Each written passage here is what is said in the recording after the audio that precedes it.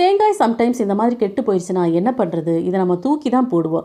அந்த மாதிரி செய்யாமல் இதை வச்சு நம்ம ஒரு சூப்பரான விஷயத்த பண்ணலாம் வாங்க. இப்போ இந்த தேங்காவை சின்ன சின்னதாக கட் பண்ணி மிக்ஸி ஜாரில் தண்ணி சேர்த்து நல்லா அரைச்சி எடுத்துக்கோங்க.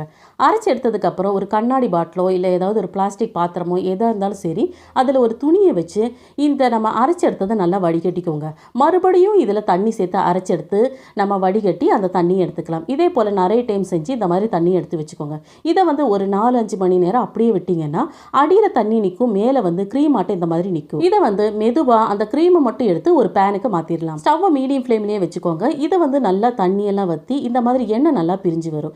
இந்த டைமில் நம்ம ஸ்டவ்வை ஆஃப் பண்ணி ஒரு துணியை வச்சு ஒரு பாட்டிலில் இதை நல்லா வடிகட்டிக்கோங்க. இந்த தேங்காய் எண்ணெயோட வாசனை அவ்வளோ சூப்பராக இருக்கும். இதே போல் நீங்கள் எல்லாத்தையும் வடிகட்டி எடுத்தீங்கன்னா தலைக்கு தேய்க்கக்கூடிய ரொம்ப ரொம்ப பியூரான கோகோனட் ஆயில் நமக்கு கிடைக்கும். நீங்கள் கொஞ்சமாக எடுத்து தலைக்கு தேய்ச்சாலே அவ்வளோ மனமாக இருக்கும். முடிக்கு ரொம்ப ரொம்ப நல்லது. தேங்க்யூ.